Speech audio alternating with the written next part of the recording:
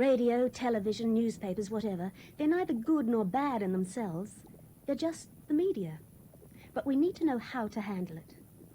If we're to learn to live with it, we need to develop our abilities to listen and watch and interpret and evaluate. And the sooner we can do it, the better.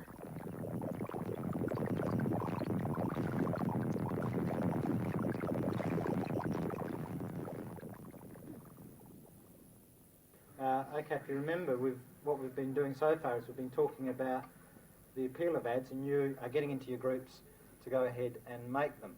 Now, of course, each group is going to come up with a script, and a very important thing to remember, especially the film group, is to put in the sorts of shots that you're going to do. Right, if for those of you that saw the film on Thursday, it broke ads up into 4 different areas where the ad could be appealing to the audience. There was intimacy, there was success, vitality, and security, and especially security due to the family. Now, if you were given the task of making a film, an ad, and you had to appeal to one of those things, for example, vitality, perhaps, Greg, what sort of shots would you be using if you were trying to get across that idea? Well, I'd probably try and show a few long shots and show the people having fun, show a wide... We all need to learn how easy we are to manipulate. So what we try to do is encourage the students to think for themselves and not just accept the messages of the media. And also perhaps show some point of view shots so as, you could see what they were doing and the camera would be moving around an awful lot. If we were looking at success, probably a little bit more of a difficult one, Andrew, what do you think? What sorts of shots do you think that you'd be using for that one? I'd use a number of different shots. Use a low-angled shot to make the person look taller and bigger, which is therefore more successful. I'd use a long shot to get everything in the family, the cars, the nice mowed lawns in the house. And also I'd use close-ups to show the happiness on their face, which usually comes with success. Well, we've been talking about sequence, and you've been relating to me the sequence of events that you have in the morning.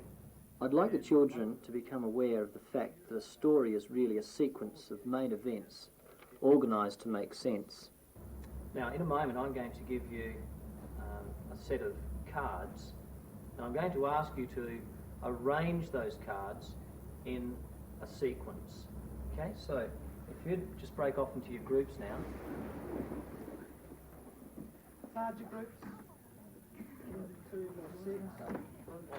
leg warmers originated with dancers. Then why don't we do a can-can with our leg warmers on? Yeah, that's a good idea. Oh, we could do that, yeah. Yeah, so people So get some we leg could warmers. we'll need a couple more leg warmers. We could have you all lining up we could have a little jingle in the background. Sort of. Oh, yeah, jingle, yeah. Spinning from there, in the centre, and then going out. You've got to work, spin in there, and then sort of shoot off across out, then it will come into this thing and then go into and then through those 3 shots. Now what happens when it gets to this rock? I know, you can be on this planet and they're attacking him, we could say... Or if he's going to the planet. Yeah, and we're fighting or something, and you can say, I don't know, oh, what's going to happen now, Captain? He goes, don't worry, I'll just put another tube of my Zitaway in my gun, and it will kill him or something, something like that. Yeah. Write it down. Yeah, write this down now. Oh, yeah, that one. No, he's losing his balance. We won't have that one. We do encourage them to question things and to realise the potential of planned and deliberate illusion, to think about concepts like silly and dangerous and exacting and teamwork, learning to put things in order, then discovering that what seemed logical and right is not the only answer. And that's not a bad start. Can I squeeze in here? Yes. You've put them in the sequence. Why did you leave that particular one out? Oh, because when there's 2 people walking under the ladder, when it wouldn't really be right if the ladder fell down exactly as those 2 people were underneath when it fell. And that's the way that all of you felt about that, was it? Yeah. All right, because it's different from the other groups. The others have included all theirs in there, and you saw that in your editing process that it was necessary to leave one out. Right. Was there any other reason why you left that one out? And also, the ladder could have hit them on the head or something, but I doubt if they'd be actually lying underneath of it, because they'd sort of jump out of the way. Because, you know, you see a ladder falling, maybe it could hit you on the head, but you wouldn't stand there so that you'd fall, right on top of you. Good look at camera. Right, you're cold. One media expert, Paul Ehrlich, claims our education system has failed already. How, he asks, can people believe that sexual prowess can come in a beer can or a deodorant spray or a toothpaste tube? But they do. And they'll go on believing it unless they begin to understand the language of today's media.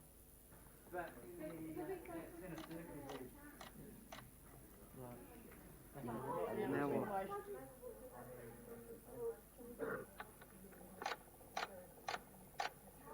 Captain Zitlis, in his spaceship, the Pimple 2, was taking... One important aspect of media education is that we believe very much in the kids learning by doing, besides just sitting there being an audience that's passive. We believe that the kids should be participating, and by being a participant, they're learning a lot about the media itself. Short, the ACMI men are no match for Captain Zitlis and Zitaway. The next part of the exercise is going to be a role-playing exercise.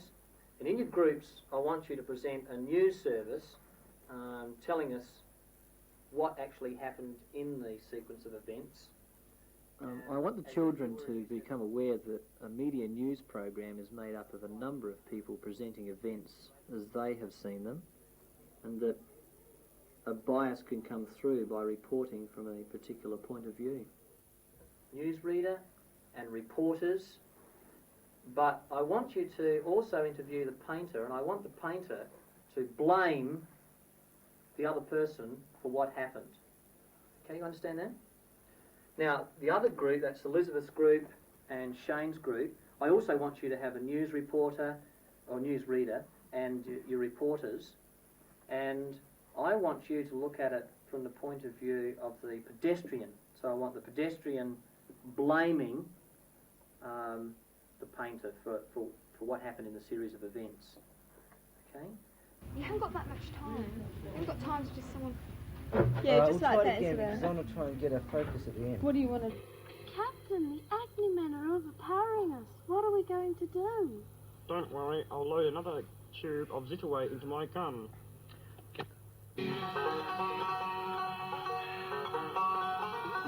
Good evening, I'm Judith Milkbar. In tonight's news report, we have a very interesting interview with a painter who, with his banana peel, caused a great hassle. And now over to our roving reporters, Megan and Sarah. Thank you, Judith. Good afternoon, Mr. Doody. Hello. Would you like to tell us your opinion on what happened on Saturday? I think it was entirely the pedestrians' fault. Yes, it was the pedestrians. Yes, I totally agree. Yes, we all agree, don't we? Yes. Will you agree that you shouldn't have thrown the banana peel in the first place? No, of course not. Did you hurt yourself badly? No, just a bruised arm. I'm so glad. Thank you. Hi, I'm Kevin Fold at BPS News. Today there was an incident involving two pedestrians and a painter. Robin has filed this report. What do you think of the accident? I think it's the most shocking experience I've ever encountered. And it was horrible. I even got a few bruises. Yeah. Who do you blame for the accident? Well, I think the painter, of course. Yes, we were just walking home from the football and this ladder came down from nowhere. Nowhere? Oh dear. Whereabouts did the accident happen? 24 North Terrace. This is Robin Cavanero from BPS News. We've got to go. Let's have a look.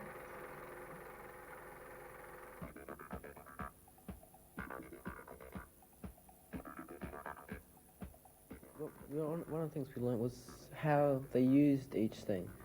But like when we were making the films themselves, we could see, you know, how the producers and everything else would have the problems of going through.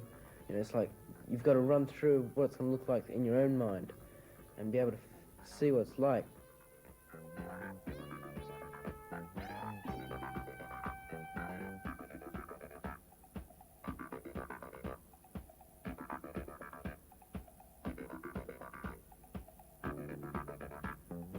battle is short. The Acme men are no match for Captain Zitless and Zitaway. New Zitaway, wiping acne off the faces of the earth today.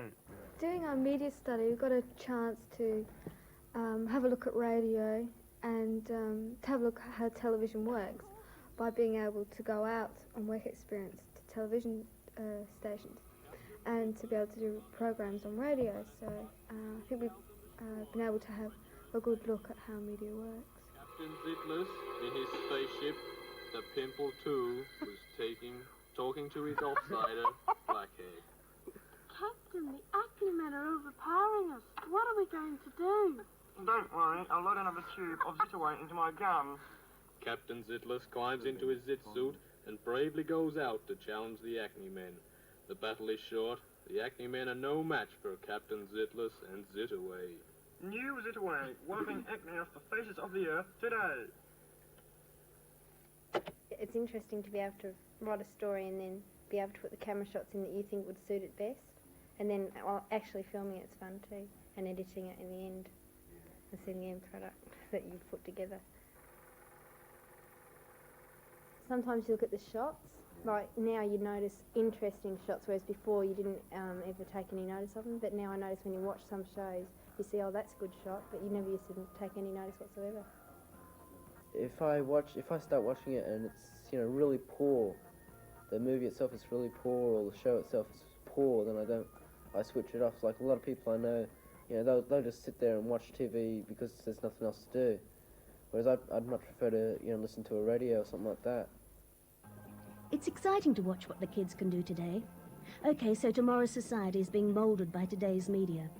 To the unprepared, the future arrives as a shock. To the prepared, as a logical extension of the present. Our message as media educators, be prepared.